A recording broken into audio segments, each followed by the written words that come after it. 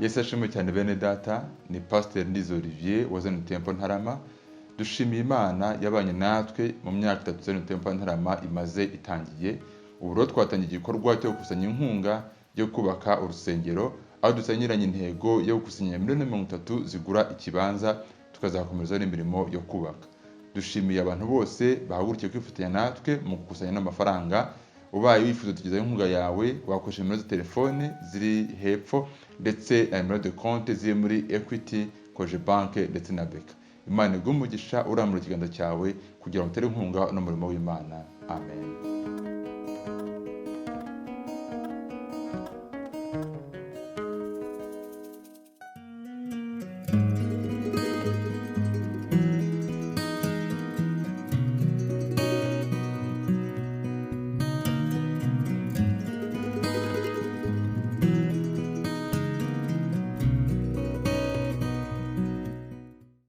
Yeremiya igice cya mbere umurongo wa 5 haravuga ngo nakumenye ntarakurema mu nda ya nyoko kandi nakwejeje utaravuka ngushyiraho kuba umuhanuzi uhanurira amahanga. Amen. Aya magambo ndumva asobanutse nta n'ibintu byinshi byo kuyasobanuraho. Irya mbere ni ryo mu Efeso nitubwiye ko Imana yaturemeye imirimo myiza. Icyo kirasobanutse. Umuntu wese Imana yazanye ku isi, objective yayo yari yo kugira ngo ukore imirimo myiza. Iyo yiteguriye kera kugira ngo uyigenderemo. Twebwe umukoro yarawukoze, igisigaye ni twebwe kugira ngo tugendere muri iyo mirimo. Hanyuma na Yeremiya nawe Imana imubwira ko yamumenye kera itaranamurema mu nda ya nyina. Icyo yashaka kumubwira ni iki? Kugira ngo abe umuhanuzi. Mu by'ukuri twese icyo twaremewe kirahari, ahubwo icya mbere ni uguhishurirwa icyo ari cyo kugira ngo tukigenderemo. Rero ndumva natangira ubuhamya bwanjye. Nanjye bukubiye muri iri jambo. Imana yamenye kera cyane ntarabaho, kandi yari bizi neza ko igihe nk'iki nzaba mpagaze hano. Ariko nk'umwana w'umuntu ntago nari nzi ngo nzahahagarara mvuga iki. Imana ishimwe ko ngiye kuhagarara mvuga imirimo yayo. Imana ishimwe ko ngiye kuhagarara ntavuga ngo nje kwihana kuko naguye mu byaha ibi n'ibi, ahubwo mpagaze imbere y'iteraniro ryayo ndi umuhanuzi ubwira ubwoko bwayo imirimo n'ibitangazo Uwiteka yakoze. Ndabisubiramo, nitwa Munguiko Masafi.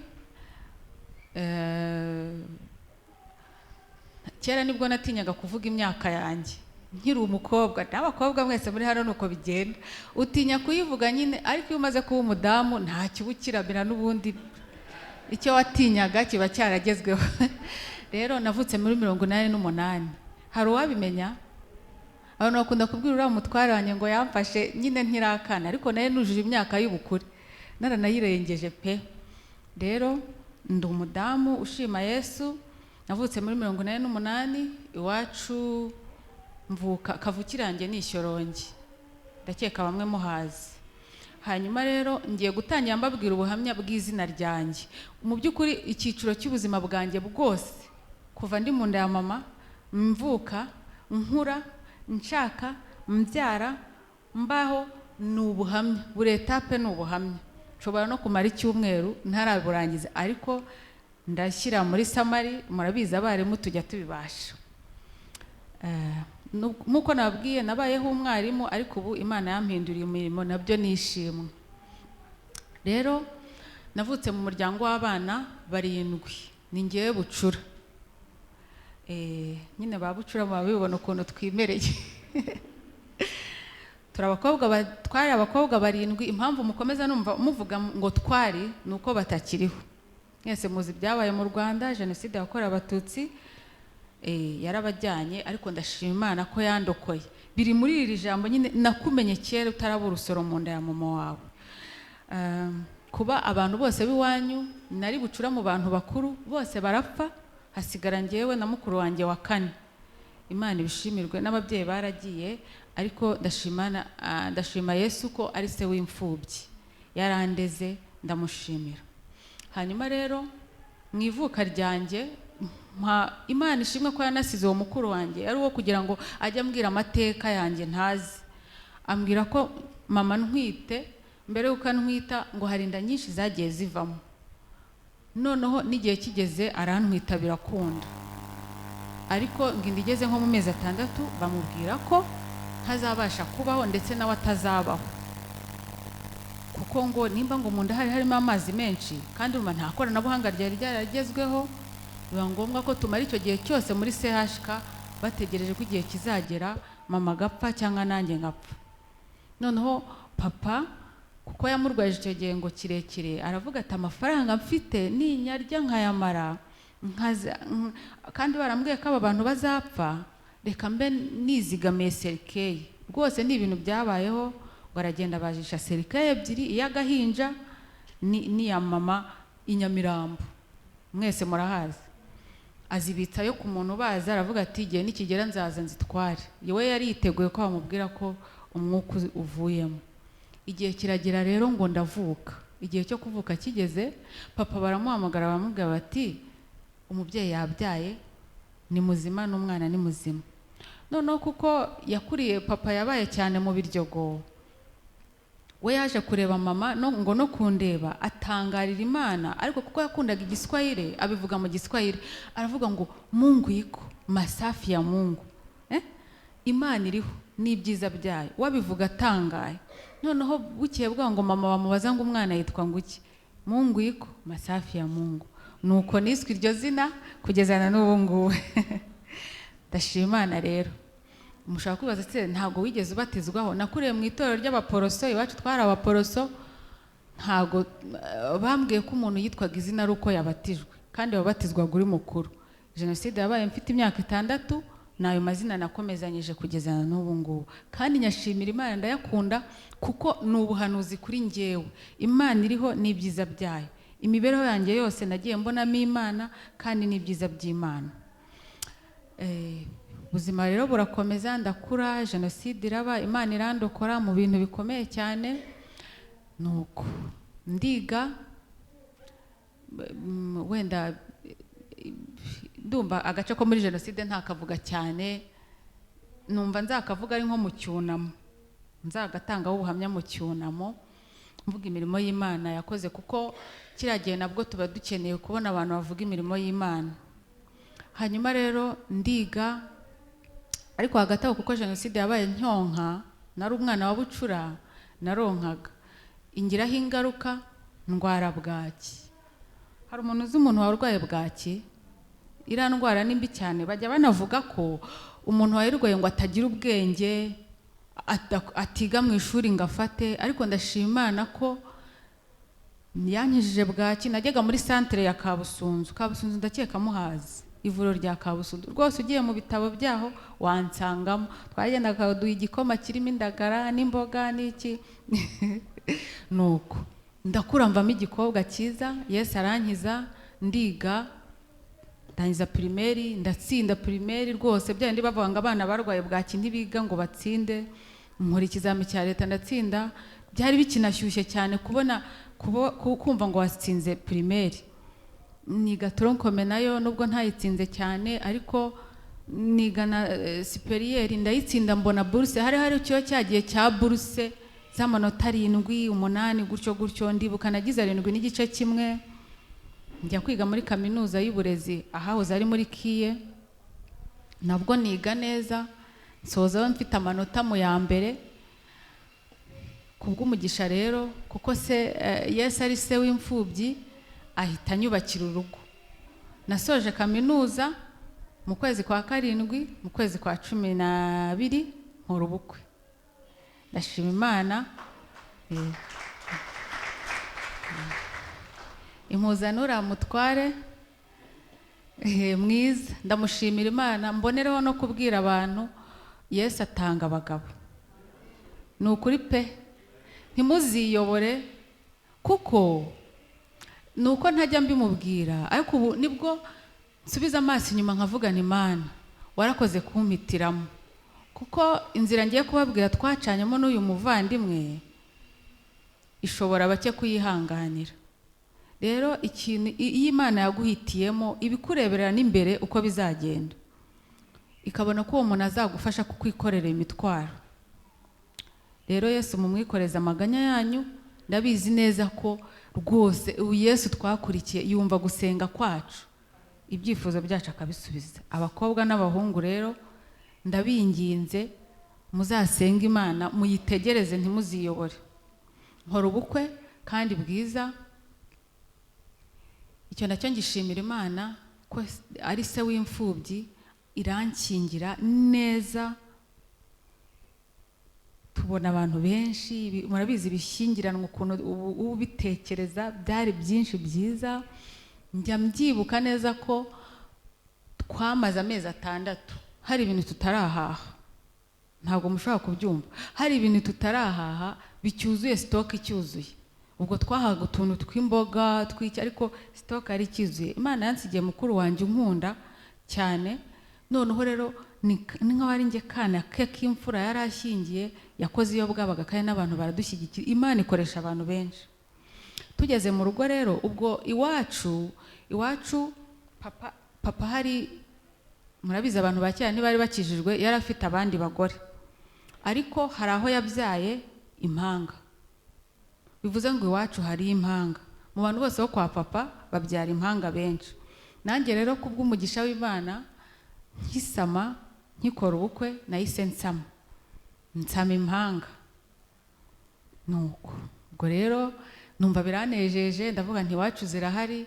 Nuko rwose kubw'amashyushyu nari mfite, mpita nzita n'amazina. Noneho uwo muri uru rubavu mwita Nene, nabise Sirino mbese. Uyu mwita Nene, uyu mwita Nunu.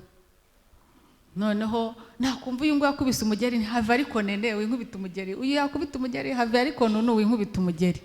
Byari biryoshye cyane, n'umuntu ndabifuriza kuzabyara impanga. Nuko inda ndayitwita igera mu mezi 6, ariko bigeze mu mezi 6 ngewe burya buri muntu aba yifitemo impano.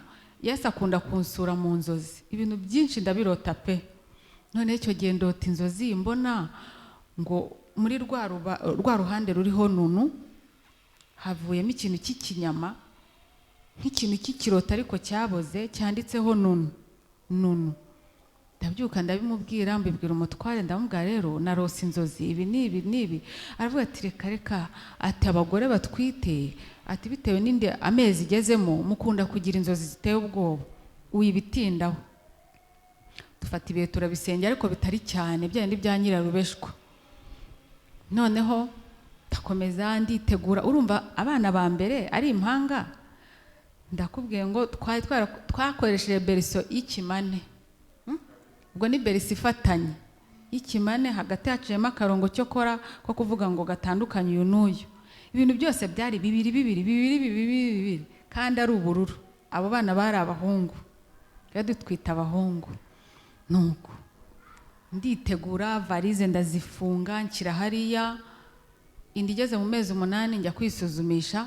Urumva nari mfite impanga, mvuga nti bajya bavuga ngo hari igihe ziza mbere, hari igihe ziza nyuma. Ndavuga nti reka njye kwisuzumisha hakiri kare. Buri kwezi najyaga, no ku kwezi kwa 8 indi ifite amezi 8 njya kwisuzumisha. Nagiye CHK, ngezeyo baransuzuma, muganga arambwira ati se mada, ati ko mbona umutima w'umwana umwe uwundi ari hehe.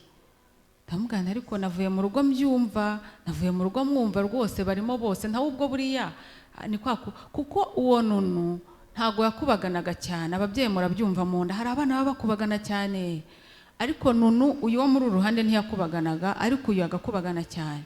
Rero n'ubundi navuye mu rugo numva ari gukubagana, ariko kumbi n'uyu wakubaganaga akabyiga uyu nguyu. Noneho muganga arambwira ati oya, ati ntawe ndi kubona, kandi nta nubwo uyu mwana yapfuye uyu munsi, ahubwo hashize igihe. Nuko ndangije arambwira ati uri kumwe nane? Ndamubwira nari naherekejwe na muramukazi wanjye, yewe nari nanitwaje n'igitenge kubyara n'iby'abadamu bati umwenda nzambara mvuye kubyara. Mvuga nti ndahava mpite njya mu Biryogo kudodesha. Ndangije ariko Imana burya ikora ikintu mu bushake bwayo, kuko nkimenya ko nzitwite namenye ko ari impanga indi ifite ukwezi. Noneho nagiye kwa Nyirinkwaya nyirizina niwe wanyisuzumiye, arangije arambwira anshishije muri ecographe ngo ni twa tundi duteza ikibazo, ariko sinabyitaho, mpita nanga no kumusubiraho. Abantu umuganga arabona nibwo bwa mbere ngiye kubyara, anteye ubwoba ngo ni twa tundi dutera ibibazo, nigira ku bandi baganga. Mboneraho no kubwira ababyeyi cyangwa undi muntu uwo ari we wese, mu by'ukuri Imana irakora ariko na Satani arakora. Niyo mpamvu ntidugakerense ikintu cyo kuvuga ngo iyo ugiye ahantu banza usenge. Nimba ugiye kwa muganga, even niyo yaba ari umutwe ugiye kwivuza, senga Imana ikorere mu muganga, ataza kujijwa akaguha umuti utajyanye n'ibyo urwaye. Icyo gihe umuganga nisuzumishirizagaho ntago yajyaga ambwira ko abana bafite ikibazo. Yarambwira ati sava, sinshatse kumuvuga kuko abantu benshi muramukunda uwo muganga wundi najyagaho. Ati abana ibiro umwe ararusha undi amagarama, undi ararusha undi amagarama, ariko byandi by'abagore dukunda kujya ahantu hatandukanye, nkajya ku wundi, najya ku wundi akambwira ati ariko umwana umwe ni munini cyane ariko undi ni muto, ntago abyibuha nk'uko bikwiye. Simbyitaho nkavuga ntuyu nawe ni umunyamahanga, wabona ari amafaranga ashaka. Noneho icyo gihe ikindi kintu Imana yarakoze, wa mwana b'abana bari bari mu ingobyi imwe ariko bari mu mazi atandukanye, urumva, kandi bari abahungu, ari abavureje. Urumva ikintu Imana yakoze, bari mu ngobyi imwe, bari muri saki imwe, ariko buri wese afite amazi. Impamvu yabyo rero yari iyihe? Nuko Imana yari izi ko icyo kintu kizaba mu mugambi wa Satani, hari icyo kintu ishaka kuzakora, kandi iyo baza kuba bari mu ngobyi imwe, bari no mu mazi amwe, nta n'umwe yari bubeho, umwe yari bupfe. Noneho kuko urumva yari amaze igihe, infection cyangwa umwanda we ukanduza wa wundi nawe agapfa. Icyo gihe rero ndagenda bahita bamprovoka kugira ngo mbyare, ariko bagira ngo mbyare neza, murabizi muri leta ntibijya byemera ko bapfa kukubaga, bibanza gufata umwanya. Noneho mu gihe bamaze kuntera ka kanini ka mbere, bagiye gushyiramo ka kabiri, babona umutima wa mwana wundi nawe muzima uri kwihuta cyane ku gipimo kiteye ubwoba. Uyu nguyu ubanza ataranasinye, kwa kundi basinya ngo umubyeyi bamubage, bahita banyirukankana bajya kumbaga, basova wa mwana. Nk'uko nakabirose n'ubundi wa mwana njye natinye kumureba, ariko bambwira ko n'ubundi yari yarangiritse, nk'uko cya kinyama nakirose cyanditseho none, kuko n'ubundi n'uyu nguyu basanze wapfuye, uyu nguyu ari muzima. Nubwo bahita basova wa wundi, urumva inda yari ku mezi 8, urabizi bajya bavanga umwana w'amezi 8 akenshi ntabaho, ariko bahita bamushyira muri kuveze. Ndumva mu bitaro twamazemo nk'icyumweru, baratubwira ati afite ibiro bishyitse, arafite 2500, dutahe. Nuko turataha dushima Imana. Aho hangaho mashimira Imana ko yakojeje isoni Satani, sintaye nikoreye amaboko. Uzi gutwita icyo gihe cyose nuko nanganaga. Ibaza umuntu ungana nkanjye gutwita impanga, warangiza ugataha amara masa. Yesu yarakoze kungirira neza, nkatahana umwana. Ubwo ubuzima burakomeza, umwana arakura, ariko abaganga batubwira ko wa mwana wavutse ashobora kuzahura n'ikibazo cy'irungu, atazajya arira cyane, muzabyihanganire, akeneye urukundo, kuko hari uwo babanaga ayo mezi yose atari kumva iruhande rwe, bishobora kuzamutera ikintu cy'irungu. Mu by'ukuri ibyo bintu twarabibonye, hari igihe yararagarira, ariko bakavuga ati mushyire mu gituza mutagize ikintu mwambaye kugira ngo abumve. Kandi na n'ubu ngubu uwo mwana akunda affection cyane, gusa icyo nshimira Imana azi no kuyitanga. Ego ndashima Imana rero, Imana iramukuza, ubuzima burakomeza. Ariko umwana agize imyaka 2 niyumvamo gushaka kongera kubyara. Murabizi namwe abadamu, ibintu bibaho byose ngiye by'abana nkunda konsa, konsa ndabikunda cyane, kandi abamama muri hano namwe murabizi ibyiza byabyo. Nibwo uba wumva ko uri umumama pe. Rero icyo gihe cyarageze numva nkumbuye konsa, kuko wa mwana nahise ntangira akazi yikuye ku ibere agize umwaka. Numva ngize ibihe byo gukumbura konka, hesha umutwe umutware, ndamubwira ngiye ndashaka umwana. Akambwira ati se Masafi, kubona turacyara abajyambere turi kwiyubaka, warindiriye tukagira naho tujya, twari tukiri no mu bukode, umva turabyarira mu bukode bizageze ryari? Nti ngewe ndashaka kubyara. Hari igihe ajya nserereza ngo narayimuteze, ariko ntayo namuteze.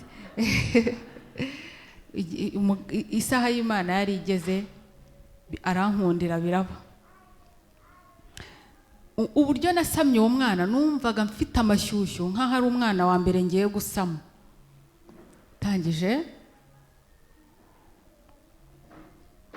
Ndangije inda ndayisama, ikigira ibyumweru 2 mpita nirukanyira kwa muganga hariya kwa Damascene, ndumva abadamu muhazi Nyamirambo, hari ahahoze kwa Nyirinkwaya.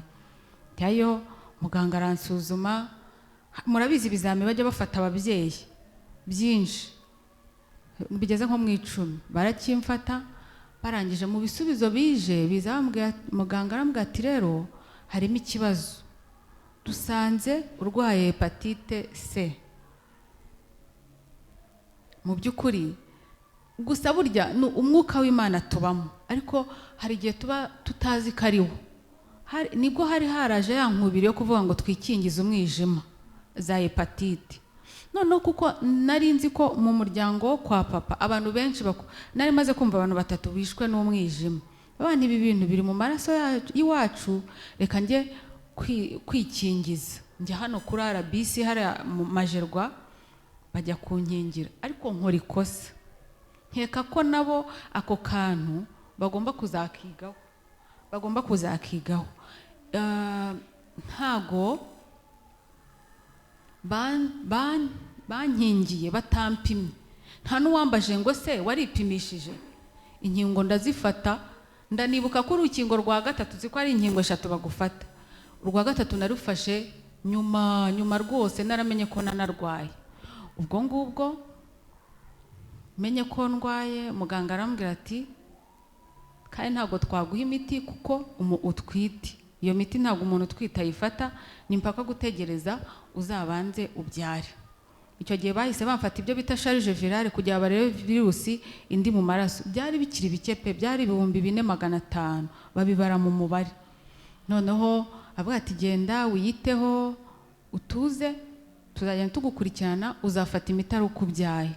Ndabyibuka nenda no kubyara nanone bamfashe charge virale kugira barebe aho bigeze. Byari bigeze ku 600. Byari imaze kuba nyinshi. Wenda sinzi niba hano harimo abaganga, ariko bavuga ko igeze nko kuri iyo mibare ya virusi iri muri wowe igeze nko kuri 1,500,000 nibwo umwijima uba warafashwe. Niho wowe ujya kumva umuntu ngo arwaye kanseri y'umwijima. Igihe kiragera ndabyara. Nkimara kubyara njya kwisuzumisha bisanzwe, umuganga arambwira ati virusi zariyongereye zigeze kuri 1,200,000. Hita ukura umwana ku ibere utangire gufata imiti. Murabizi imiti ya hepatite bayifata amezi 3. Fata imiti ndayinywa, ariko baravuga ngo irica. Fata imiti, fata akarabure, ndavuga nti Mana, kari akantu k'agakombe wenda bamwe murakaza. Ndagasengera ndavuga nti Mana, nubwo bavuga ngo iyi miti irica, ariko ngewe reka imbere myiza ntizanyice namba. Kandi niko byagenze. Nimba ari cyo gihe nabaye umugore mwiza, nicyo gihe nanywaga iyo miti. Cyokora icyo yakoraga yanteraga inzara. Yantera inzara, uyu mutware nawe agakora icyo kumpata ibiryo. Nkarya, nkanywa icyo nifuza cyose. Amezi 3 ashize y'imiti, baguha gutegereza andi mezi 3 kugira ngo barebe ko imiti yakoze. Nuko ndangije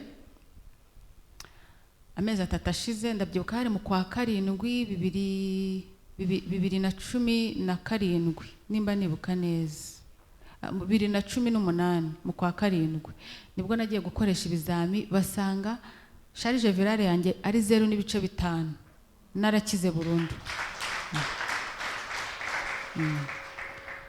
Nkiri hano rero nagira mbabwire wenda waba uri hano urwaye cyangwa wararwaje, Yesu arakiza. Nta ndwara n'imwe ibaho adakiza.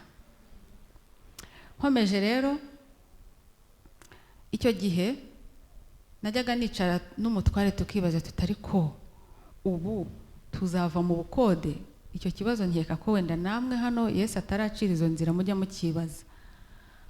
Nkumva nibigera muri 2020 ntarabona aho gutura bizaba birangiye. Ariko Yesu ye ko abyara nabya bindi dusenga tutikwashaguye ajya byumva aducira inzira tubona aho gutura. Ni muri icyo gihe muri 2019 mu kwezi kwa 10 yatuzanye gutura hano muri Ntarama hari akanzenze mu mbaraga nyinshi zikomeye. Ni ibintu yakoresheje imbaraga, wenda nacyo ni ikindi cyiciro, ariko mwe muzi ko Yesu ajya ateza ikibazo kugira ngo akemure ikindi. Ako kantu murakazi, muzi ko kugira ngo tubone aho gutura umutware yavuye ku kazi. Wakwibaza gute ko umuntu bamwirukana mu kazi bugacyagura inzu ataribye nta hahuriye n'amafaranga? Ni ubuhamya bukomeye nabwo nzafatira igihe. Niyo mpamvu nababwiye niyo namara icyumweru, buri cyiciro cyose cy'ubuzima bwacu ni ubuhamya. Icyo gihe Yesu yateje ikibazo mu kazi, bagabanya abakozi. Bagabanyije abakozi, hakaba hari ikindi kiraka yaramaze iminsi akoze kimuha udufaranga runaka dushyira ku ruhande. Bagabanyije abakozi, baramusezerera, bamuha n'imperekeza. Ya mperekeza tuyongeraho ya mafaranga tuza kugura inaha muri Bugesera. Noneho igitangaza gikomeye, hashize ukwezi kumaze kugura inzu twimutse, bamusubiza muri ka kazi.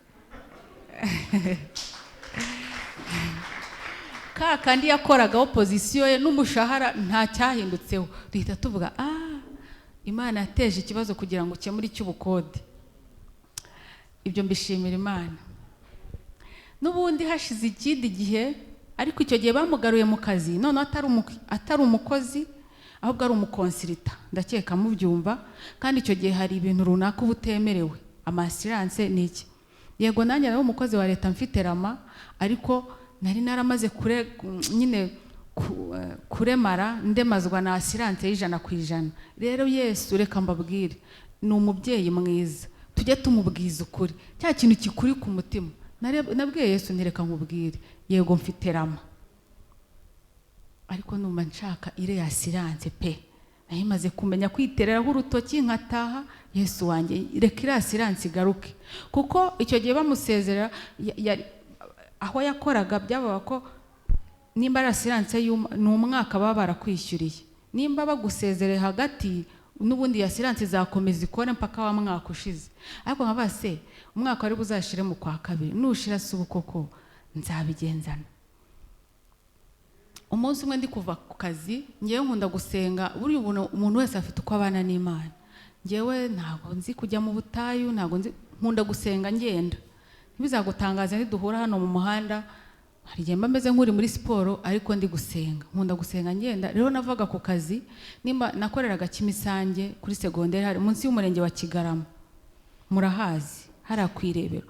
Nahavaga n'amaguru saa 8 nkagera Nyanza ya Kicukiro n'amaguru. Bara n'abahungu bacu. Uriya umukuru muramubona yitwa Cyusa Van Shaba, umutoya yitwa Gisa Van Shaba. Hanyuma nkavayo nsenga Imana, nkayibwira nti Imana mbabarira, umpera akazi gafatika umugabo. Ntago nshaka akora nk'umukonsirita, nasubire mu kazi, akora akazi nyakazi bamuhe kontra irende termine. Yesu rero arumva. Umunsi umwe ngeze hariya kwirebero, hariya hari ahantu bubatse Sawa City. Hari Sawa City alimentation, muri rya shyamba ruguru hari agahanda gacamo k'igitaka. Ubundi yari nka saa 8 nta muntu ubucamo, abacamo abasirikare bari kuri patrouille. Urabizi ko mwirebera harimo ikigo cya gisirikare. Nibo nacagamo mpura nabo. Ako uwo munsi nta nabo nahuye nabo. Giye kumva numva ni nk'umuntu uvugiye inyuma yanjye. Arambwira ngo ku itariki 12 z'ukwa 2 nzanyuza kugira neza kwanjye imbere yawe. Nzunguza umutwe mbura umuntu, ndataha mbibwira umutware, ndamubwira ariko numvisha umuntu uvugana nanjye, sinamubonye ariko numvisha ari ijwi kandi ryavugaga cyane ko ku itariki 12 z'ukwa kabiri Imana izanyuza kugira neza kwayo imbere yacu. Icyo gihe hari nko mu kwezi kwa 10 turi hafi gufunga. Noneho umutware aza kubona itangazo ry'akazi. Umuntu yambwira ati ariko hari itangazo ry'akazi wari depojemo. Aho hantu aravuga ati ariko se akazi kubu nta muntu muziranye, nta muntu ukubwira ati shyiramo ibindi uzabimbaze. Arabikerensa ntiyadepozamo, cyane ko n'ubundi yari afite akazi. Nta kibazo twari dufite, ako yakora wenda icyo kibazo cyari kiriho na assurance ngiye nari nifitiye ku mutima wanjye, ariko n'ubundi naye nari mfite narama. Nuko arangije ka kazi n'ubundi uwo bashakaga ntibamubona. Hashize ukwezi wa muntu amubwira ati ariko ka kazi bongeye bagasubiza ku isoko, ese waradepoje? Ati oya. Abikora nk'uwikinira, aradepoza. Amaze kudepoza baramufata, akora ikizama aratsinda. Bigeze nko mu kwa 12 akora interview arayitsinda. Icyatubwiye ko yayitsinze nko mu kwa mbere batangiye nyine gukora bya bindi bya reference, babaza aho yakoze, umushahara iki. Tabati bya bintu byaciyemo. Ku itariki 12 z'ukwezi kwa kabiri nibwo bamwereje baro itangira akazi.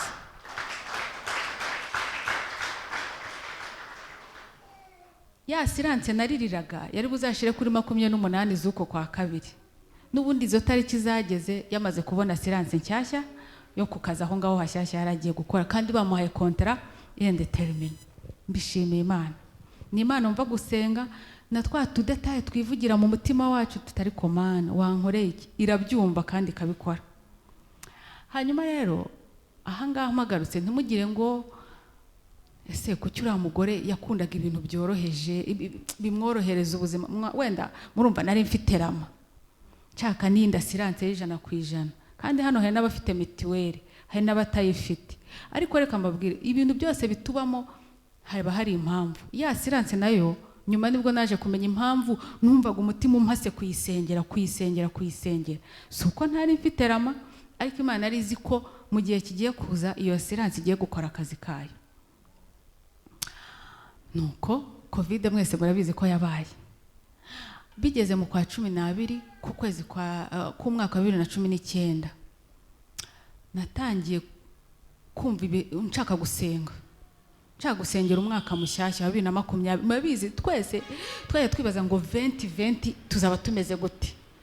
Ndabyibuka tukiga nko muri primaire batubwiraga ngo hazaba hari ibyo gajuru computer. Twese hari n'abatari bazi computer nko muri za 2 nuko icyo gihe rero nko mu buryo bw'umwuka nk'umuntu w'umukristo naravuze ntuyu barani twebwe murabona ko turi beza turi beza cyane, twambaye ubwiza bw'Imana.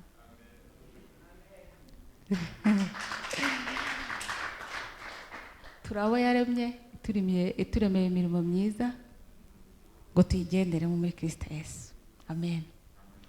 Hanyuma icyo gihe mfata ibihe nsengana na marene wanjye nkiri aha ngaha, mbonera no kubwira abantu batarabona batarashaka aka kantu nako mugatindeho ko gushaka uzakubera marene cyangwa pare. Ni umuntu muzafatanya mu gusenga, ni umuntu uzakwikorera imitwaro, ni umuntu uzakubera umujyanama. Ako nako mugatindeho. Icyo gihe rero dufatanya ibihe turasenga nsengera umwaka 2020. Mu by'ukuri nta cyifuzo gihambaye nari mfite, cyane ko najya ngambwira, ndabyibuka nigeze no kugera kuri Nyabarongo mbwira umutware tugiye ku kazi, ndamuganireka nkubwire ibintu byose Imana yatubwiye yarabisohoje. Ngiye ndumva ubanza igiye gucyura umujakazi wayo, ntese ko numva nta mwenda ndimo, kandi iyo nta mwenda kurimo iragucyura. Ndumva nta mwenda ndimo, ibyo yadusezeranyije byose yarabikoze. Yadusezeranyije urugo rwiza, yadusezeranyije gakondo, yaduhaye aho gutura, ubuse hasigaye iki? Ngiye numvaga ntacyo, kandi koko no mu buryo bw'umwuka nta cyari gihari. maybe wenda nuko ndasenga Imana twese si tubyemera ko dusenga Imana ivuga se. Imana y'abarokore iravuga, Imana twizeye iravuga kandi igasohoza. None se twaba tuzi kuvuga iyo ntivuge? Twaba twumva se ntiyumve? Ntibishoboka. Tugere Imana ivugana nanjye irambwira ati dore umwaka ugiye kwinjiramo, ni umwaka ukomeye, ni umwaka ukomeye. Senga, fata imbaraga zo gusenga.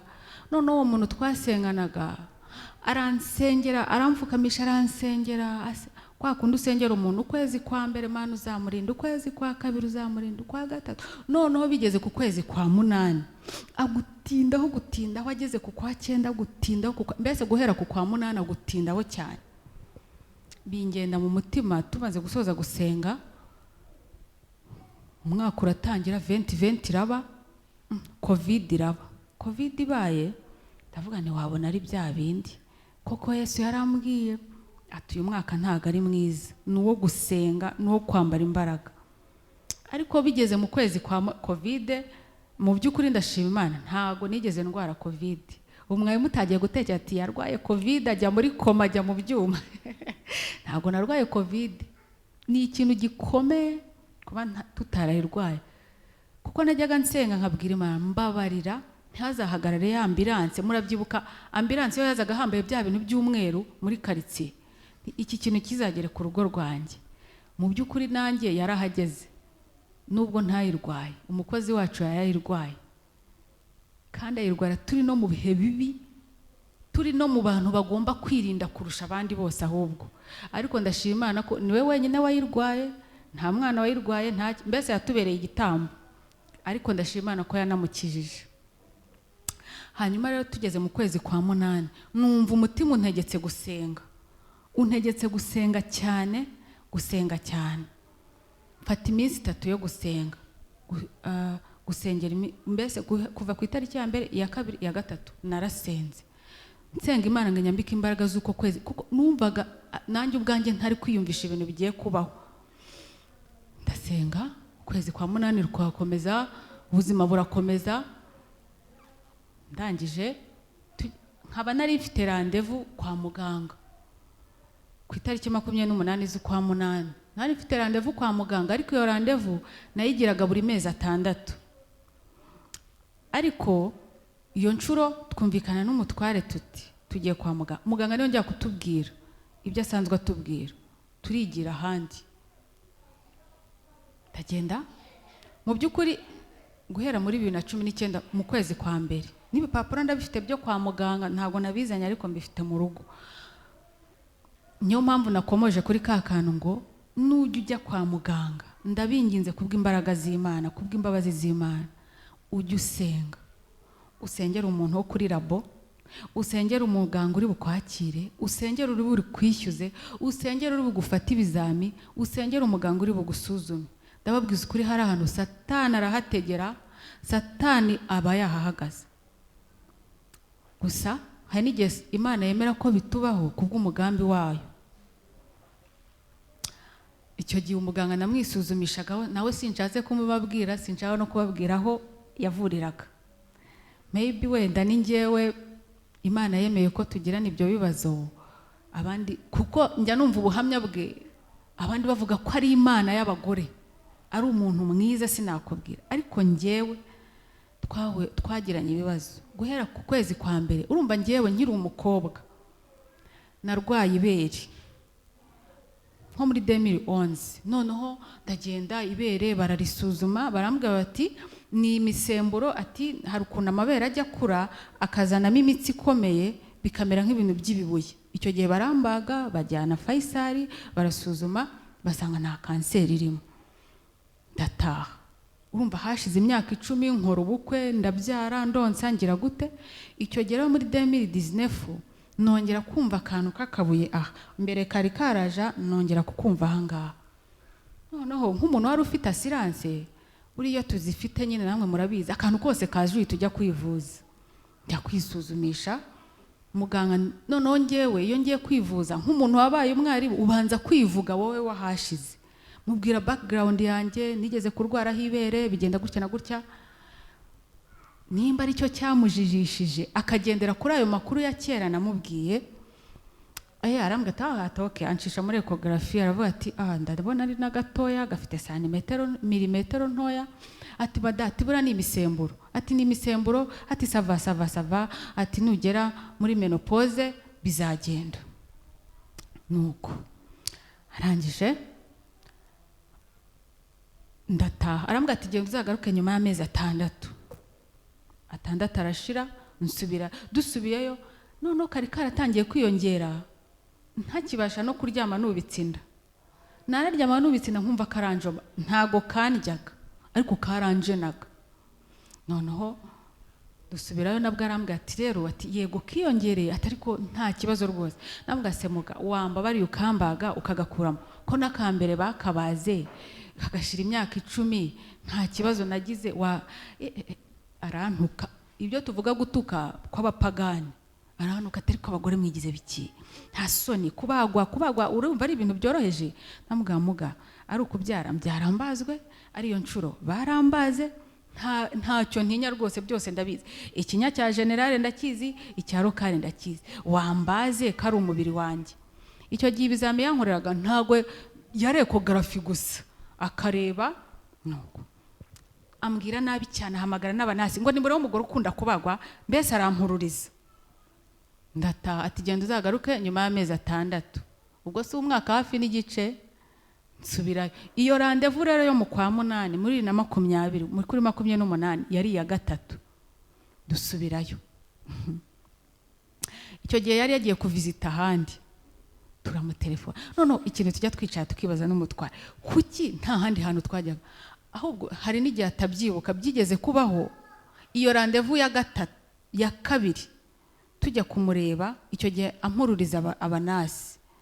Iyo rendezvous ntago yariye mu by'ukuri, nagiye kwisuzumishiriza kundi muganga.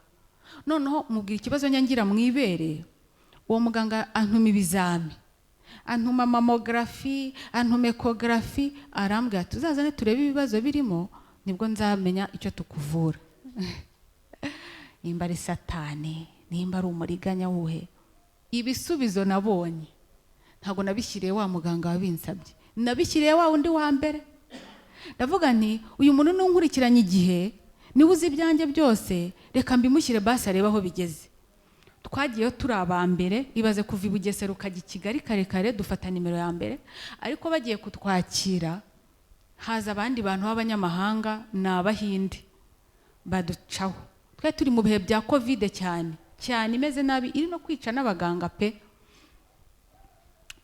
Cyagiye wabagamba agapfukamunwa, yego nta nubwo byari binemewe ko mwisuzumiro hinjiramo abantu 2, ariko twebwe nta wari wabitubujije, twinjiye nyine tutazi ibyari byo.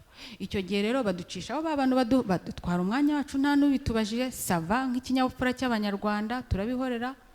Ariko noneho tugezweho turinjira nk'umutware. Noneho iza ncuro zose najyaga kwisuzumisha, umutware yambwira ati reka rwose, reka genda bagusuzume uraza umbwira. Ariko iyo ncuro ya 3 bati ngewe turinjirana, hari ibibazo ubanza utajya ubaza muganga, ngewe ngende mbimubaze, ahari wabona hari ibyo utajya umubaza bigatuma atagusuzuma nk'uko bikwiye. Icyo gihe rero tugiye kwinjirana, wa muganga akibona umugabo n'agasuzuguro kenshi, ati si yarajyaye. Ndamubwira nti tuje kwivuza, ngo nasohoke. Tuti se hari abemerewe kwinjirana n'abatemerewe kwinjirana? Ngo nta makanja namwe. Ngo ni indwara ngo abagore ngo uzabavura. Umutware wanjye arasohoka, nuko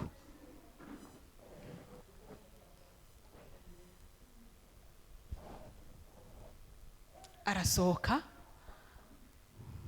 biramubabaza kandi nanjye birambabaza. Ni gute bamwe binjiranyemo akabemerera, twebwe akatwangira?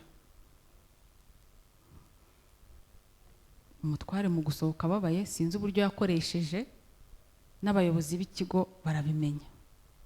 Ahantu nari nicaye nagiye kwambona delegation y'abantu nka magana ngaye baje bangizeho, bansaba imbabazi, bagira gute utuntu twose baratumfasha, bagira bate.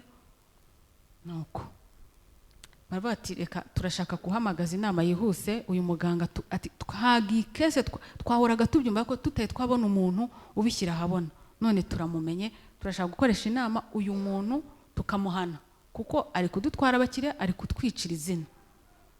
Umutware arababwira ati rero uyu muntu afite ubuzima bw'umugore wanjye mu kiganza, nitujya guterana nayo ibibazo umugore atararangiza kwivuza ndaba ndi gushyira mu kibazo umugore wanjye, reka tubyihorera. Noneho icyaje kubaho nkeka ko yabimenye kuko najya no kujya kuri toilette gutanga ikizami, kwa kundi ujya kuri toilette wenda bagutumye ikizami cyo kucayo, n'abakiri nabaho babaga bangize nk'umwamikazi, byumvikana ko nawe byamugezeho wenda ko hari umuntu bagiranye ikibazo. Ngezeyo nimba ari umushihara afite, ariko si umushiha kuko yaransuzuguye, yanga kunsuzuma we ku giti cy'uwo munsi. Murabizi ekogarafi biraho ngaho, n'umuginekologe uwo muganga, ekogarafi biraho niwe wari buyincishemo, ariko bitewe n'ibibazo twari twagiranye aravuga ati anyandikire ekogarafi ngo njye kuyitanga hasi ku banasi. Urumva haba hari n'izindi sale zagenewe, haba harimo abanasi babizoberewe bo gufata ibizami.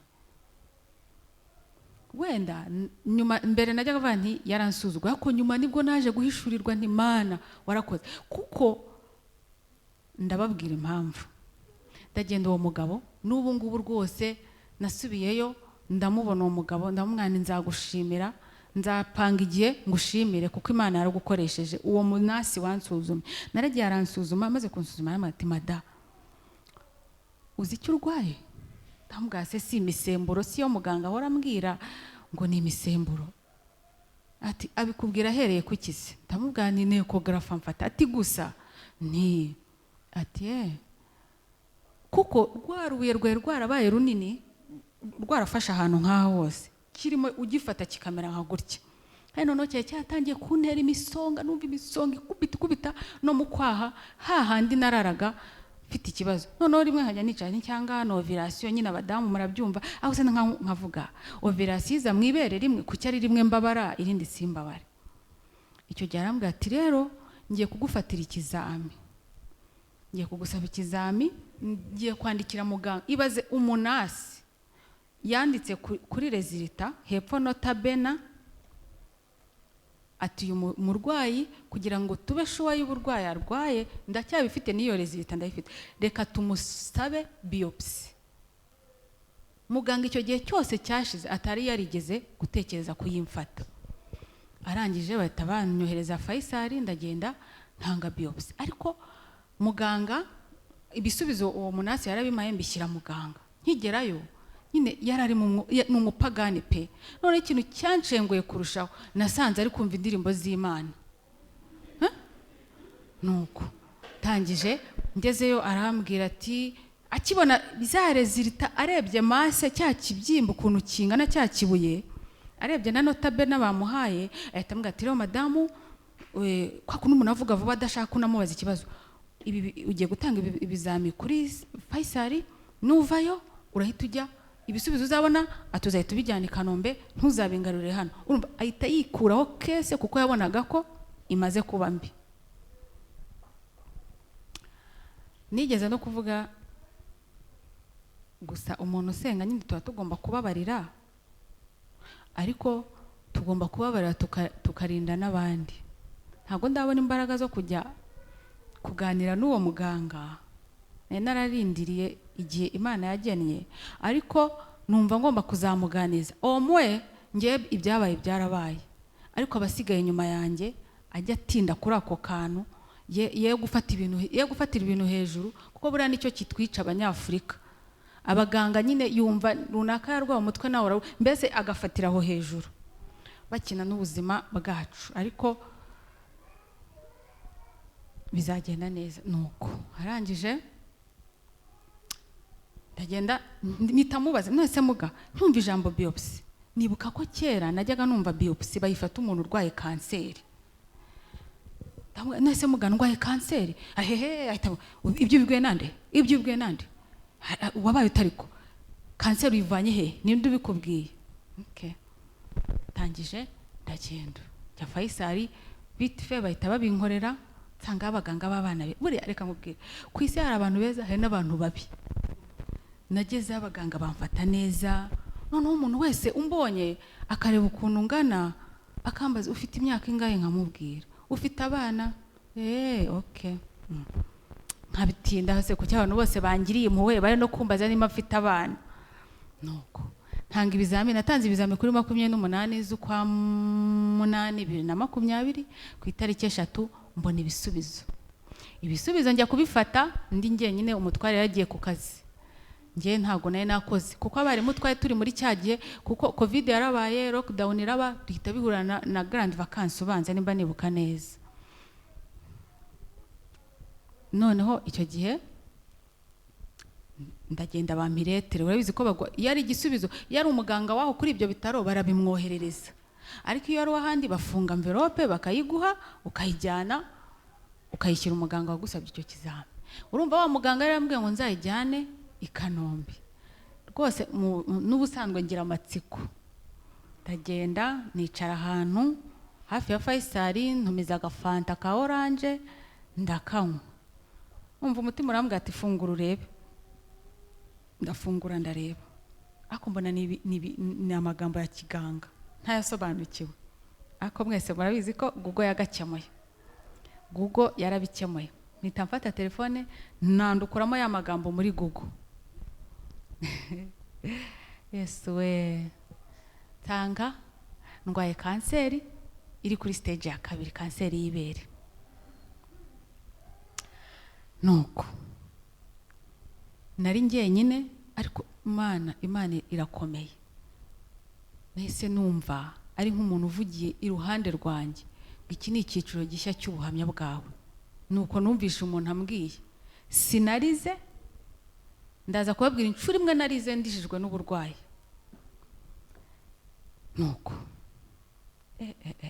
mpita nibona Masafi narwaye kanseri naravuze kuko nta kintu kibaho gikomeye ntari nararwaye hari ikindi se ntari nararwaye kereka wenda sida ariko urumva ndwaye hepatite murabizi ko abantu bayitinya murabizi ko ikomeye murabizi ko yica mbyaye bikomeye noneho kanseri je kubipfundikira nuko umutware ari ku kazi numva umutima mwuka wera ni mwiza hari akaririmbo korari Hozia n'igikunda kuririmba murayizi wenda abantu ba kera ngo ni byiza ni by'igikundiro kubaho uyoborwa n'umwuka w'Imana bitanga amahoro ndetse n'ibyishimo kumva wuzuye mu buzima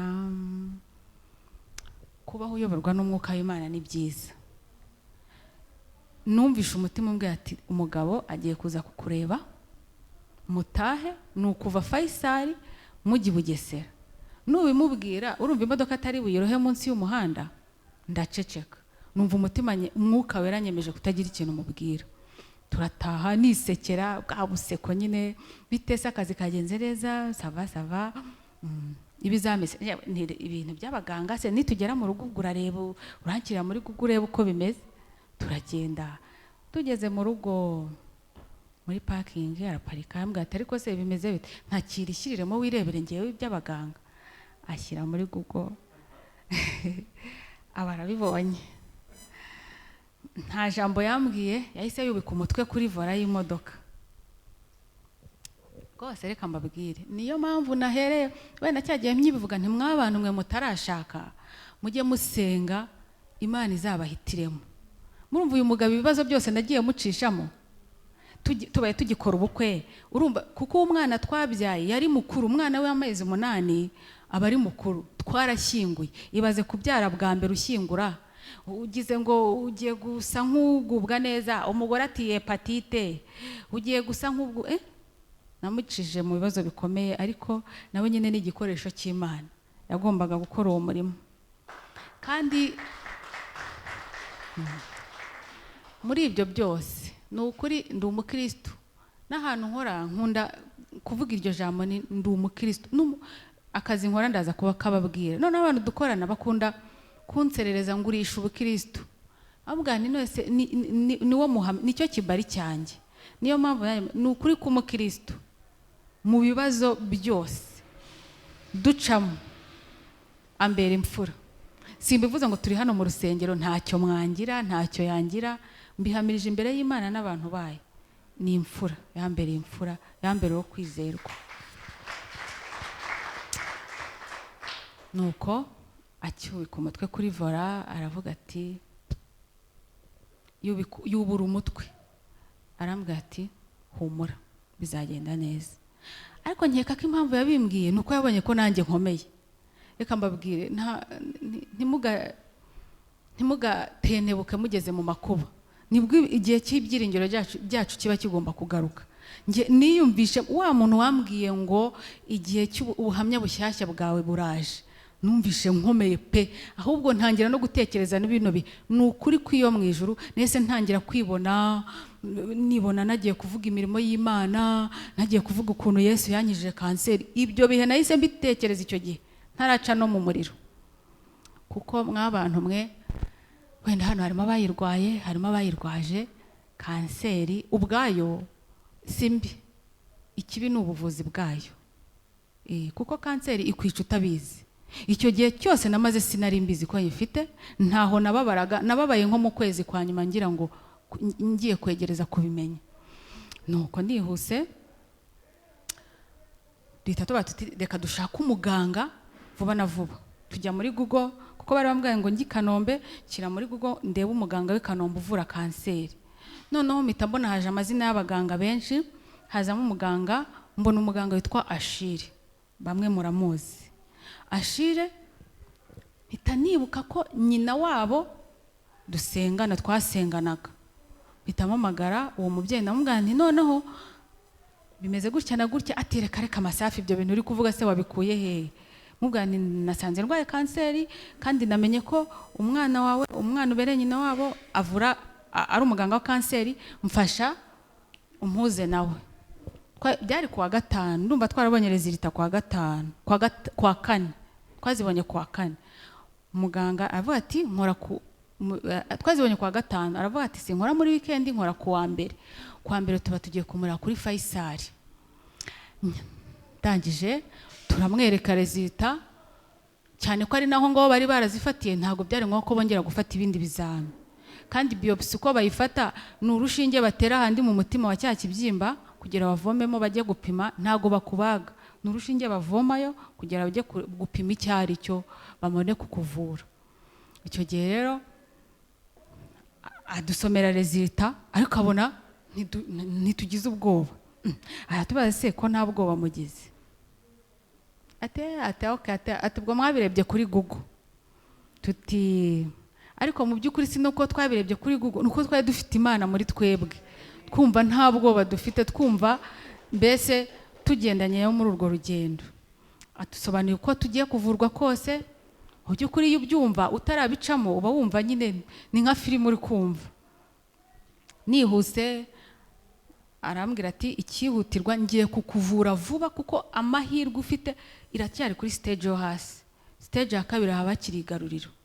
Nuko avuga ati ikigiye gukurikiraho tugiye kugucisha muri scanner turebe nimba nta handi hantu iri.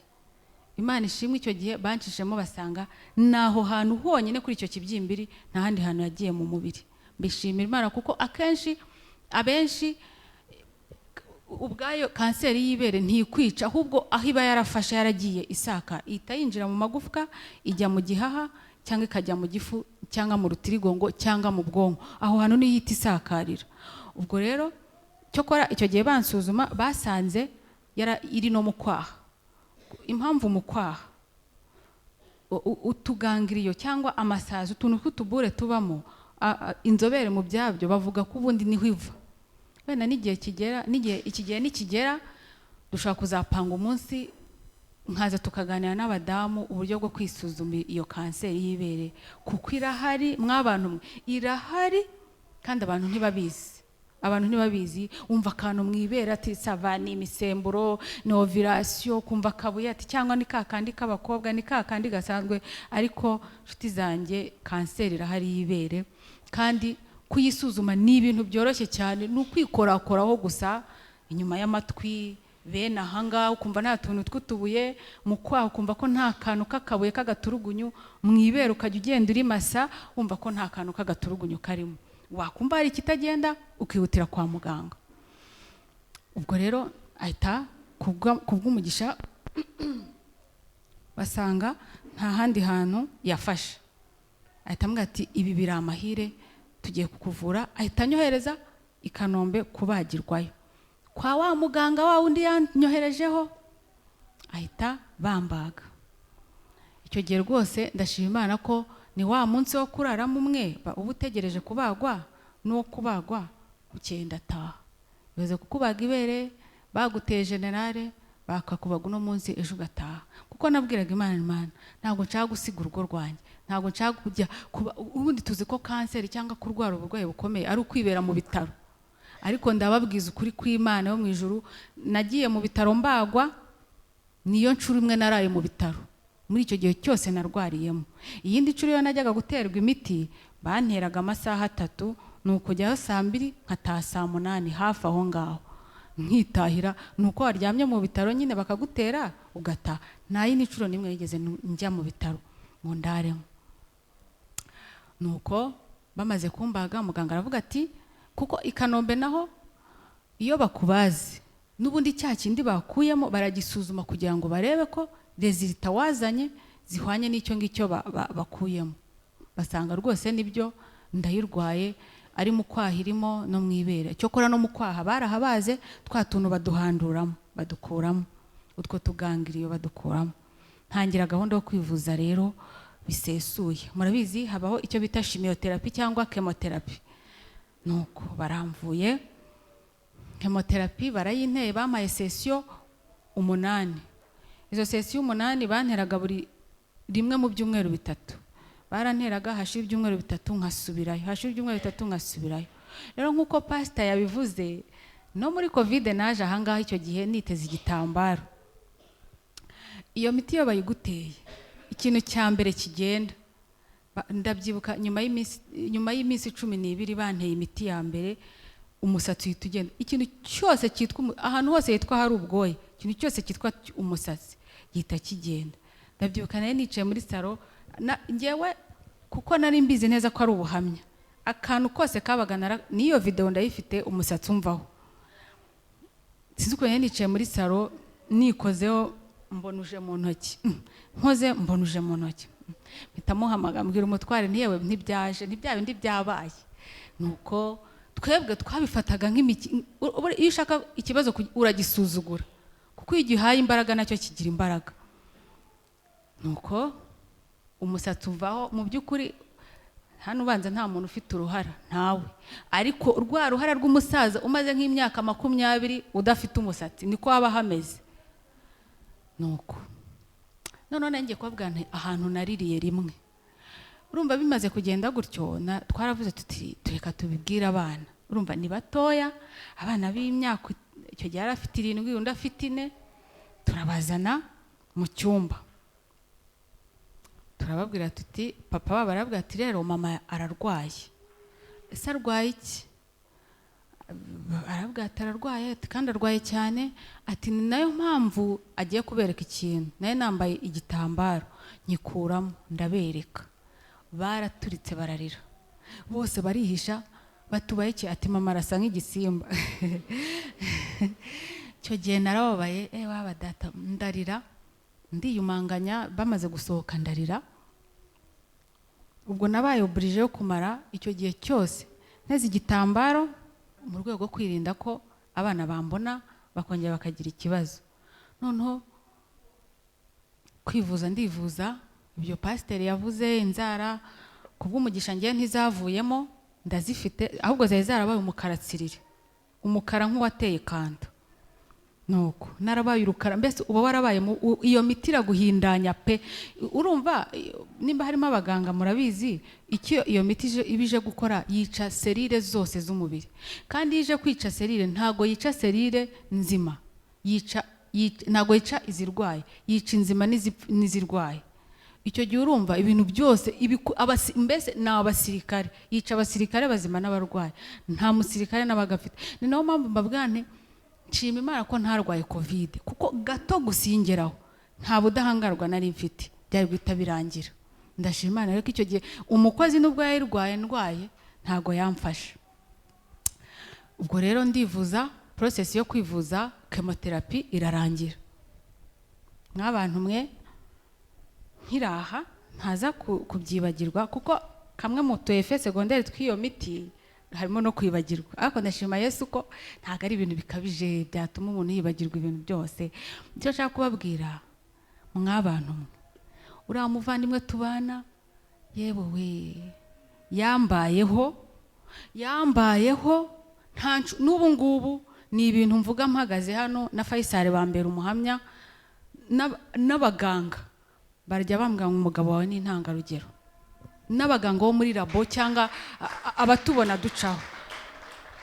kuva umunsi wa mbere ntangira kwivuza kugera umunsi wa nyuma nta munsi tutajyanaga, agasiba akazi tukicarana aho ngaho. bo rero byarabatangaje kuko babona byinshi kwa muganga, wenda hari abaheruka babazana bakabasiga aho ngaho. njyewe niyo hagiraga n'ikibazo cy'inama iba yarandepozaga agasimbukira mu nama akagira umuntu nsigira ariko agahita agaruka. noneho icyo nshaka kubabwira cya kindi cya karita yo kwivuza, murumva si impamvu yayo nayishakaga mutayumva? Imana yo yari ibizi, ntazi ikiri gutuma nyisengera, ariko ya karita niyo yamvujije mpaka ndangije kwivuza. rero Imana ni nziza, ibyo twibwira ibibizi kuturusha. nuko mara kwivuza radiotherapy, chemotherapy, iyo uyirangije habaho icyo bita gushiririza. ni radiotherapy. gushiririza ni icyuma ugenda ukaryamamo, mu Rwanda kiba i Kanombe gusa. iyo ngeze hano mpita mbishimira n'Imana, ni ukuri reka mbabwire, uwambaye ikirezi ntamenya ko kera. dufite igihugu cyiza gikunda abaturage. njye sindi umunyapolitike, sinzanabawe, ariko ngomba kuvugisha ukuri nk'ukuri mu mutima wanjye.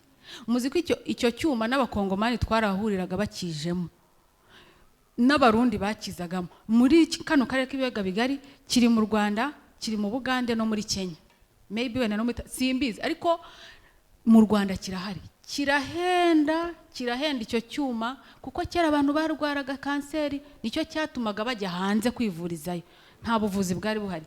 ariko kuva umunsi wa mbere nivurije mu Rwanda kugeza umunsi wa nyuma. ibyo mbishimira Imana, kuko byari kunabaho nkajya za Buhinde, za Kenya, nkasiga abana banjye. ariko Imana kuko yandemye mu gihe nk'iki dufite igihugu cyiza kireberera abaturage icyo bakeneye, ibishyiraho, izana icyo cyuma n'uburyo bwo kuvurwa kandi bugezweho. radiotherapy rero barayinkorera, bampaye nayo sesiyo 15. ni buri munsi najyagayo. murabyumva namwe, icyo gihe twari muri covid ubanze, twari muri lockdown. kuko ho uba ufite ikarita, bafite ikarita, baguha ikarita yaho, nta muntu wamfataga. najyaga mbwira umutware ndinda kumirwa. hariya kuri twari turi muri Guma mu karere ubanza, babaga bafunze hariya kuri Nyabarongo, ariko twe twarahacaga, ntawe duhagarikaga, tukagenda. buri munsi ujyayo ukamara iminota 10 muri icyo cyuma, uyirengeje nyine washirira. ukuntu bigenda rero, uragenda ukaryama. amafoto nayo ndayafite, ariko nuko nahinduye telefone, niyo mpamvu ntayabahaye. niyo amafoto menshi yagendewe, ariko nzayegeranya. ujyamo ukaryama, urwo rwuma rukajya ruza rukikaragaho. urumva ni imirasire, ni radiation ziba ziza gushiririza ha hantu urwaye. kuko baba bavuga bati twarakubaze, yego wafashe chimiotherapy, ariko ntago turishuwa yuko n'ubundi bwa burwayi bwashizemo. reka n'ubundi handi twabukuye tuhashiririze, tumenye neza ko bushizemo. baranshiririza, iminsi 15 irashira. uriya muvandimwe nta munsi tutajyanaga. Imana imuhe umugisha. nuko rero iyo bari kugushiririza uvamo nta kibazo, ariko ingaruka ugenda uzibona uko iminsi yigira imbere. Amaefe secondaire nayagize habura nk'iminsi 3 ngo nsoze. Ndabyibuka hari ijoro rimwe nigeze kurara nicaye, ndumva ari ryo joro narembye mubanza. Baranshyiririje nimba ari turasire dukeya twatarukiye nko kugihaha. Urumva ni icyuma kiba kiguca ariko cyo gifitemo za radiation y'imirasire igenda igutwika. Nimba twarayobeye kubihaha, naraye nicaye sinahumekaga. Mujya mumva ka kantu kumusonga gafata hano kananirwa guhumeka, ngiye kamfataga mu bihaha, nazamura umwuka kumanura bikanga. Icyo gihe nibwo nkeka ko twagize ubwoba, abantu banza bose napfa bose naremba, mbese sinabashaga guhumeka. Ariko Imana umva gusenga, urumva ntitwateranaga. Nakurikiranye Pastor Julienne Kabanda, muramuzi, Grace Room, nayikurikiranaga online. Habaho igihe cyo gusenga, ndasenga ndisengera. Bigeze nko mu masaha 11 za nimugoroba, ndahumeka numva birakunze, numva umwuka nta kibazo. Mbwira umugabo ntuzi ko nakize, tise birashoboka kuko twe twahamagaye abaganga batubwiye imiti dufata, nabo byabayobewe bavuga bati ntacyo, ejo tuzagabanya doze, ariko numvaga butari buke. Ngiye kumva numva ndahumetse neza, bishimira Imana. Ubwo ngubwo noneho habura nk'iminsi 3 ngo nsoze ya radiotherapy, nari narahiye gushya nyine. Murabizi umuntu wokejwe n'amazi cyangwa igikoma ukuntu ashya, uba watutumbye hano hose. Aho icyuma gica kiza kivaha kigenda gutya, baba bakubwiye ngo uhengeke ijosi gutya, none cyazaga gutya. Urumva hari uturasire twayobeye ku ijosi, mu by'ukuri urumva ibere rituranye n'ijosi. Narahiye, umuhogo uragenda urafatana. Urumva nubwo nahiye inyuma, ariko ni imirasire bikomeye. Uribaza ahantu maramo iminota 10, icyo cyuma nta n'umuganga, ni sari ingana gutya, nta n'umuganga uburimo. Haba hari igikuta bya bindi biba bifite nka sound proof, bya bindi mbese igikuta cyayo n'uburyo cyubatse nyine. Umuganga bari kure akoresha icyuma, akoresha telekomande icyo cyuma kugira kikuzengurukeho. Nabo naje hari akantu baba bambaye kameze nk'agatelekomande. Naraweje se kano nakiki ngo nagatuma nakabara imirasire, ingano y'imirasire iri kubageraho, kuko nabo bagerweho irenze urugero byabangiza bapfa. Aho hantu rero urumva naragiye ndashya, umuhogo urafatana. Nk'abantu mwe kurya birananira. Yari mu kwezi kwa 7 umwaka ushize 2021. Sinabashaga kurya cyo kora, basyaga utuntu twose bakamagaheha nkakuruza. Nabwo kandi kugira ngo agatonyanga kazagwe munda yabaga ari hamana. Nyira aha ngaha ndabyibuka, mufite umushumba mwiza, n'umubyeyi, nuko nabivuga ntimubyumve, ariko uwambaye kireze ntamenya ko kera. Ngewe muri ubwo burwayi bwanjye bwose ntago nahishe ko ndwaye. Imana yari yarabimbuje, yambwira ati ntuzagire uwisha kurwaye, kuko bazagusengera, bizagufasha, bazakuba hafi. Gusa nyuma naje no kumenya indi mpamvu kuvuga kwanjye ko ndwaye. Hari nk'abantu 3 nabo byatumye bajya kwisuzumisha basanga bararwaye, bituma bivuza hakiri kare.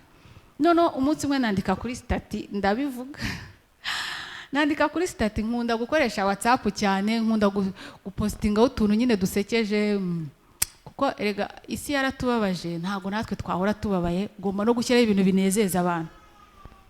Noneho ndapostinga ndavuga nti nkumbuye isambusa za Gardienne, ndumva umutima wanjye uzikumbuye, ntimugire vuba umuntu w'Imana atarapfa rwose. Ngiye yari brag, yari imikino gusa nyine uzinzana nari kuzirya, ariko yari brag kwa kundi kwinezereza abantu. Pasiteri na madamu yari nko mu masaha 11 za nimugoroba, numva barantelefone, Masafi biti uri he? Ndi mu rugo, ngwino kwirembo tukubwire.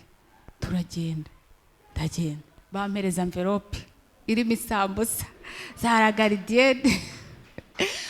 Urumva n'umubyeyi mwiza, Yesu aguha umugisha. Buriya nta n'isambusa zanryoheye nka ziriya, kuko zari zizanywe n'umukozi w'Imana, ni umwuka w'Imana wari umuyoboye ngo agaburire umuntu w'Imana.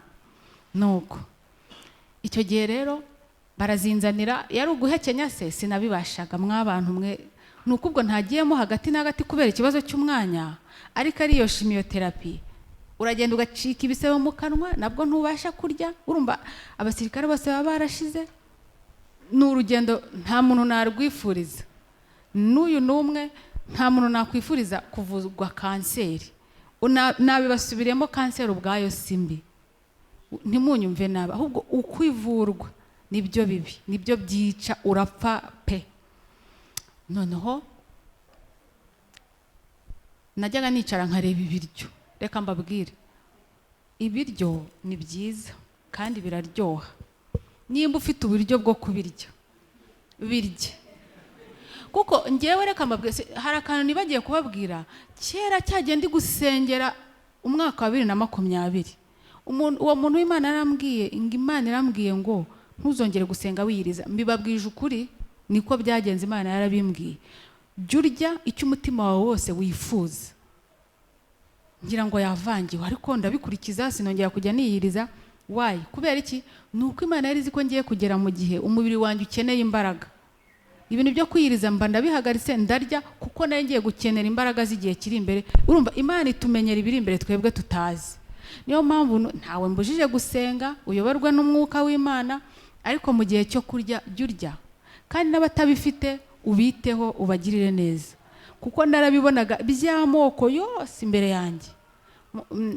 Nkunda inyama, uretse ko muri iyi minsi ndi kwiha regime nyine zo kugabanya, ariko narazirebaga zikananira. Rimwe nkumva nahekenya, nkamira utuzi natwo tutari bumanuke, nkabwira Imana, Yesu wanjye, ubu nzongera kurya bikunde, ubu nzongera kumira bikunde, nkumva igihe nzabishobora nzabirya nkabihaga, kandi rwose ndabirya cyane. Nuko ndivuza birarangira, radiotherapy irarangira. Noneho iyo bari kukuvura bagomba gupima ngo bamenye igihe icyateye uburwayi bwawe. Bapima ibizami by'imisemburo, basanga mu by'ukuri ikintu gituma ngira ibyo bibyimba mu babere, mfite imisemburo myinshi ya kigore. Ntabwo ari ibintu bitangaje, abantu benshi icyo kibazo barakigira, ahubwo abo gitera ikibazo nibo bakeya. Ubwo rero iyo basanze, ubundi ni umugisha kumenya ko ufite icyo kibazo, kuko nk'abantu twarwariye rimwe batamenye icyateye uburwayi bwabo, bo kubavura biragoye. Ariko twebwe bamenye ko ari imisemburo, bahita banshyira ku miti. Urumva barambaze, banshyize kuri chimiotherapy, baranshyiririje, njya no ku miti y'imisemburo. Iyo miti rero ni igabanya imisemburo kugira ngo bayiregularize, ntizongere kurenga urugero inteze ikibazo. Iyo umaze kwivuza, nareje kwivuza 28 z'ukwa 7 2021. Iyo umaze kwivuza baguha igihe cyo gutegereza umwaka, kugira mu by'ukuri abandi babaha amezi 6 kugira bazakoresha control. Ariko ngiye wa muganga wanjye Ashire ni imfura, sinzi nimba mumuzi, ariko ni umuntu mwiza kuva nabaho. Ni umuntu ugera imbere ufite ikibazo kumva kirarangiye, uko kwakira gusa. Yego burya hariho abantu babi, ariko hariho n'abeza. Ni umuganga mwiza, nshimira Imana n'abantu. Ngiye arambwira ati, Masafi, nta kikwirukansa, tegereza umwaka. Reka dutegereze umwaka. Dutegereze umwaka, tuzarebere zirita. Burya umwaka mu by'ukuri uba uhagije kugira ngo umenye niba umuntu yarakize cyangwa atarakize. Rero pasiteri yandaritse kenshi, ariko nkiyumvamo ko ntabwo igihe cyo kuvuga imirimo y'Imana kiragera, kuko hari igihe ujya kuvuga imirimo y'Imana nta bihamya bihari. Rimwe umuntu akaba yakudutaho akavuga ati, Mana yanjye, turiya muntu ibintu ari kuvuga yabikuye, ni kwa kwizera kw'abarokore nari ngufite, kandi mbizi neza ko Imana yavuze ko izanyiza, kuko guhera na kera ntararwara. Abantu bajyaga basenga, hajya nko mu cyumba ahantu umuntu akambwa ngo, Mada, Imana igukijije kanseri y'ibere, ntaranaganya no kumenya ko ndwaye.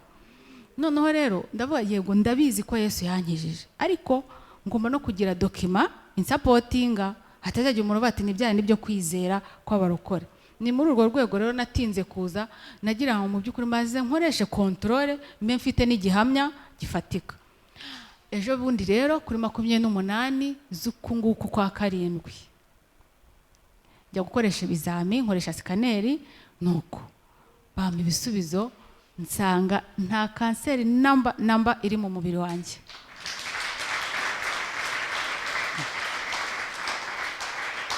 Ndashima Yesu rero ko ari umuganga uruta abandi baganga kandi ko akiza. Ndashima Yesu ko yankijije, yemeye ko nca muri uwo muriro. Ijambo rye riravuga ngo nuca mu muriro, nagavuga ngo nukuwucamo. Nawuciyemo sinashya. Bose hari umwotsi mumbonaho w'umuriro, hari ubushya mumbonaho, hari uwamenya ko naciye muri ibyo bintu. Aka gasatsi ni gashyashya, murabona ko ari keza. Inzara ni nzima, meze neza, mfite ubuzima. Hagati aho ngaho ishimwe rindi mfite, cyagiye ndwaye nari umwarimu. Leta nk'umubyeyi yo kabyara impa konje y'amezi 6, ndabanza ndivuza, ariko nkumva ndashaka guhindura akazi. Muri kamere yanjye cyangwa iwacu twese dukunda gucuruza. Numvaga rero ko nshaka gucuruza. Wakwibaza gute umuntu uri ku gisasiro urwaye kanseri avuga ati Imana ndashaka gucuruza? Ariko Yesu ashobora byose. Namaze kwivuza kuri 28, mfata ukwezi ko kuruhuka. Mu kwezi kwa 9 2021 ntangira akazi ko gucuruza. Mbu umucuruzi kazi. Ubu ndi umucuruzi. Yesu yaranzuye, ndashima Imana. Ncururiza muri shike, winjire ku marembo arebana na gare. Inzu yacu umuryango nkoreramo nta nimero ibaho, ariko tuyobora abantu ngo imbere ya C41. Ncuruza imyenda y'abadamu, ndanguza ibintu by'abadamu, gusa na detail turayitanga, ariko cyane cyane ndaranguza imyenda y'abadamu muri rusange. Murakoze. Yego, ndashima Imana rero. Ndumva ubuhamya bwanjye bwa rubwo. Ndabashimira Imana ko igira neza, irazura pe. Irazura, kandi ubu ngubu nibwo menye, nibwo mpishuriwe umugambi w'Imana ku buzima bwanjye. Ni ukugira ngo nyikorere namamaza imirimo yayo yakoze.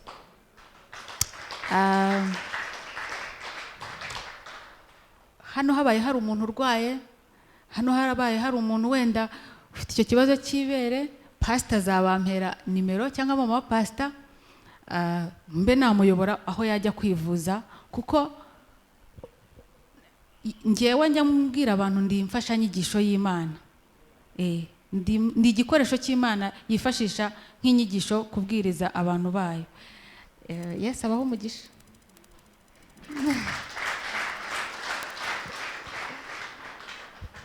Imana imuhe umugisha. Reka twongere Imana amashyi. Ngewe nize kuvuga, ni nayo mirimo nagiye ngira amahirwe yo gukora, nkahemberwa ko navuze, ariko abivuga neza kundusha. Ndatekereza ko mwafashijwe n'Imana, sibyo? Imana imuhe umugisha ko yemeye kuba igikoresho cy'Imana muri iki gihe cya none. Yaracuzwe, twaracuzwe bikomeye cyane, ariko dutekereza ko muri urwo ruganda twari tumaze iminsi turimo kunyuramo, nta wamenya hari wenda n'urundi ruzazaho nyuma, ariko twemeye kuba ibikoresho by'Imana kugira ngo abazabyumva cyangwa se abazabibona bajye bamenya ko Imana iriho kandi ikora. Abivuze nk'umuntu washatse cyangwa se ufite umugabo.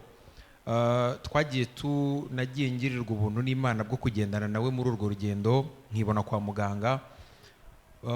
Ukabona kubera ko yari kwivuza kanseri y'ibere, haba hari n'abagabo bari kwivuza izindi kanseri z'ubundi bwoko, ariko urumva nagiraga amahirwe yo kubona abagore kenshi. Urumva nabaga nicaye muri sale irimo abagore benshi. Nukuri ntago ngiye kubabeshya, ni gake cyane nabonyemo abagabo.